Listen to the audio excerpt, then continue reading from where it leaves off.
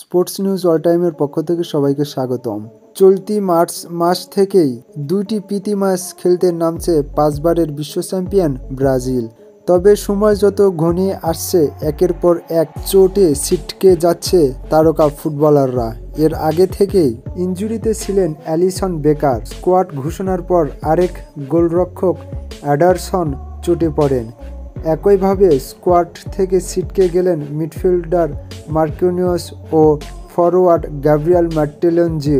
এবার সেই তালিকায় যুক্ত হলেন ক্যাসেমিরো। ম্যানচেস্টার ইউনাইটেডের এই তারকা কিছুদিন আগেই ইনজুরি থেকে ফিরেছিলেন। এরপর রেড ডেভিলদের হয়ে ম্যাচ জয়ের অবদান রাখেন তিনি।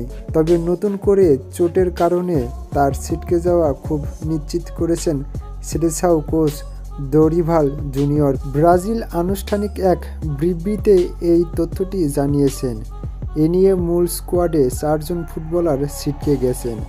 সব মিলিয়ে প্রাথমিক স্কোয়াডে 13 জন ফুটবলার চোটে পড়ায় আক্ষরিকভাবে ব্রাজিল শিবিরে যেন পরিস্থিতি হয়েছে হাসপাতালে। কোচ বলেন, দুর্ভাগ্যবশত আমরা ক্যাসেমিরোকেও হারিয়েছি। আসন্ন 2 প্রীতি ম্যাচকে তাকে পাচ্ছি না। তার জায়গায় পর্তুগিজ ক্লাবের হয়ে খেলা মিডফিল্ডার পেপেকে ডাকা হয়েছে। তবে ক্যাসেমিরোর চোট কতটা গুরুত্বপূর্ণ সেটা জানানো হয়নি এখনও।